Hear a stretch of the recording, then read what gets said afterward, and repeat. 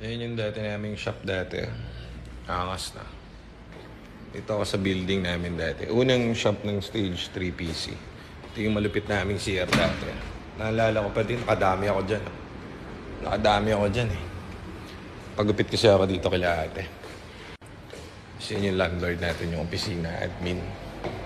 Yan si Ma'am Sally. Nagkikilay. Pagupit kasi ako gupitan natin, pandina, no? May hati pa sa Gledgi, oh.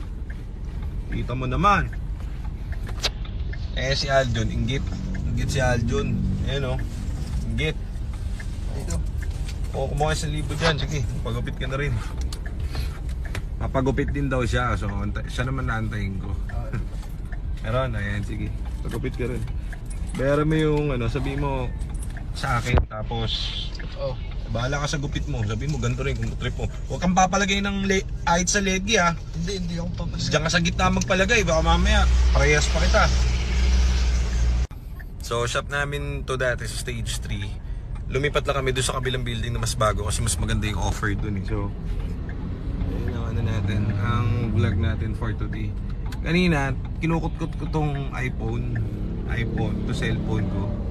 Kanina pa ako mga isang oras, lakas ng tama ako, ginaganon ko yung tempered. Hanggang sa medyo naangat kong ganun. Pagkaangat ko, takang-taka ako, sabi ko, alang hindi yata tempered to. Parang salamin talaga nung iPhone to, muntik pa masira yung phone ko, nakakabuwisit. Pero issue. So ngayon, punta tayo sa shop. Pero kukwentuhan ko lang kayo. Habang nagmumuni-muni ako kahapon, umuwi ako parang 11 PM galing trabaho, galing sa shop. So pag uwi ko, kain ako. Isip ako ng isip, may tatlo kasi doon nagpagawa na nabaha na unit na kotse, di ba? So yung isa gawa na, yung isa naman hindi pa nasisimulan. Yung isa kay Sir Henny, kulay blue. Ngayon, inayos natin yung mga electronic modules noon. Ngayon, takang-taka, sabi ko, ba't naka-steering lock malfunction pa rin? Sabi ko parang kasi mahirap i-pinpoint yan. So kaya natin binubuhay yan at pinipilit mabuhay. Pwede naman yung palitan, eh. Yung module yan pwedeng palitan, syempre. Pero definitely, ayoko gumastos yung kliyente. Mahal yun, eh. Diba? So bubuhayin natin kasi kapag yun naman nabuhay, hindi na masisira yun. Kasi electronic device yung computer yun. Design yun para tumagal. Hindi lang design yun para lumubog. Kaya ngayon, pinipilit ko siya buhayin. Ayaw talagang naka-steering lock malfunction pa rin siya. So, kagabi, nung kumakain ako, napagtanto ko, sabi ko, ay oo nga pala, punyeta ka, animal. Mayroon pa nga palang isang module dun sa gilid ng ng cambio. Yung comfort module na tinatawag. Connected din sa RFA yon. Ngayon, iniisip ko doon kasi kung sira pa rin yung RFA, ang una kasing lumalabas doon, steering lock malfunction, pati key not detected. Ngayon, wala na yung key not detected, naka-engage na lang talaga yung steering lock, ka-under na yun after nun, eh. So, isip ako naisip, hindi pwedeng sira yung RFA noon kasi, ayun nga, nakunik ko naman lahat ng dapat i-connect na IC, saka yung mga linya na nag-short. So, dalawang pagpipilian ko. Pagpipilian ko ay yung harness. Napakadaming wire nun. Sobrang daming wire nun. Siguro mahigit 100 kuryente yata yung 100 yata yung wire, eh. So pag yun, meron na akong RFA na harness. Kasi bago pa dumating yung mga unit, pinag-aralan ko na. So nagpakuha na ako ng harness. Kaso yung harness, dahil galing sa parts out yun, dahil masyadong mahirap ikabit, yung talaga isang buong harness na yun sa kotse. Yung mga dulo lang or yung mga tawag dito, connector lang ang binili ko para mas madali. Kaso ayoko gamitin yung option na yun kasi pag yun ginamit ko yung option na yun, ang mangyayari, iisa-isahin namin i-wiring ulit yun. And ayoko nang may tap-tap, may wiring. Buti na lang, naalala ko, pumasok habang kumakain ako ganyan, pagsubong ko yan, ay nga pala, meron nga palang yun, may isa pa nga palang module yun sa gilid ng RFA. Tapos tinatawagan ko si Kuya Edu, yung head mechanic namin.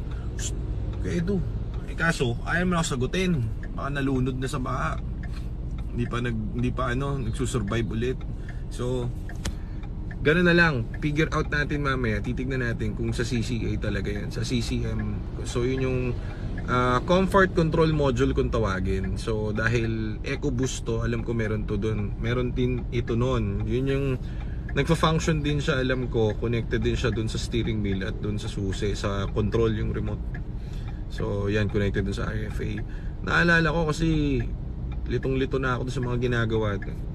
Mabuti na lang, pumasok sa isip ko. So mamaya, kakalikutin natin ulit yun at titignan natin kung buhay yung CCM niya. Then, we'll take it from there. Sana gumana, no? Para naman makatulog-tulog na ako. Ang tulog ko lang, siguro mga guys, mga siguro 6 na oras. 6 na oras, tapos papasok na ulit ako. Magpe-prepare ako sa bahay, tapos lilinis ng bahay, tapos pasok na ulit, tapos parang robot dun. Anyways, enjoy naman. Ngayon nga lang, stressful. So, ngayon, tayo ko naman si Aljon at nagpagupit. Tapos, na oras na ba? 9 o'clock na eh. So, andun na naman sila siguro. May bumibili ng EcoSport doon, EcoSport White na manual natin, yung washering unit natin. So, hindi pa ako makapunta dyan, sir. At ako'y nagpagupit at ano ba tawag dito? Manicure. Meron kasi akong masakit na ear grow nung isang araw eh. Talagang sakit, talagang ginanong-ganon ka. Nasa ospital ako. Ang sakit. Nung makapagupit sa amin kasi nawawala yung ano namin eh. Yung nail cutter, lagi nawawala. Pag ginamit ko, nawawala. So, dito na lang, sinabay ko na sa gupit. Ang tawag dito sa gupit ko, gupit ng may puting buhok. So, sabi ko, gupitan mo natin ng tago ang puting buhok. Na hindi na ako magpapakulay at wala akong pera pantina. Kaya ang ginawa niya, lagyan ko ng guhit. Ayaw ko ba't gusto lagyan niya ng guhit. Siya naglalagay niyan, hindi ako, si ate. Yung gugupit sa akin, gusto niya may ganyan, ewan kung bakit. Pero ngayon parang hindi pantay yung guhit oh. Dapat may bawas sa TF eh. Tabingi oh. Pero boss yung yung ganito gusto kong buhok kasi hindi masyadong, yung buhok ko kasi gano'n, kulot-kulot na hindi maintindihan na parang matigas. So yan, pwede na yan. At least hindi na papatina, mahal pa magpatina. Mura lang gupit dito, parang dati lang bayad ko dyan 60. Ngayon, kumbaga ilan taon na ba? Buong pamilya ko dyan nagpapagupit eh.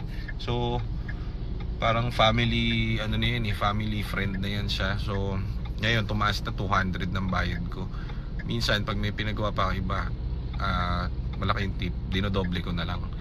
So, kasi yan kumbaga parang yan si ate rito, yung nagbabantay nung nagugupit. Parang siguro 16 years na siya rito. Hindi naman 16, 12 years. Kasi 20 years ako sa Hampstead dito sa bahay namin eh.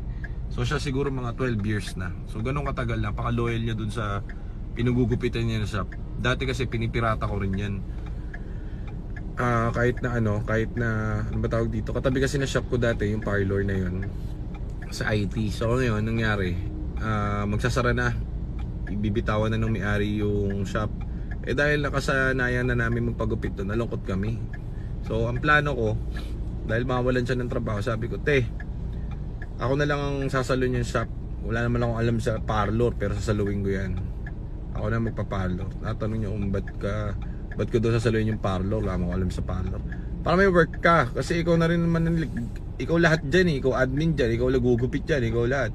Parang di naisipin yan kumbaga parang may makapagpagupit pa rin kami, di ba? Kaso, hindi kami nagkasundo nung amo niya sa presyo, kasi parang yung presyo medyo mataas lang. So kapag kinumpute mo yung mga gamit doon, pati yung everything, parang nasailan ako, parang nalalakihan ako masyado. So ang good thing doon, meron namang sumalo na iba na yung pa rin yung parlor, yung pa rin yung shop niya. So mabuti na lang, at ang ending ng story, hindi ako naging parlorista. So thank you Lord. Ayun lang, mamaya ulit. Thank you. Oh, hindi ka nagpagupit? Pagupit po, ang galing na tumira, mabisa. Happy hair. Saan? Ayun po. Nagpagupit ka na yan? Oo. Putya ka. Solid yan. Ano yung gilid? Likod. Pati taas. Ang tawag dyan? Basket po. Parang wala. Parang ganyan din buhok mo kanina eh. Hindi. Aking kalbo eh. O sige, tara. Let's go. Ako tayo.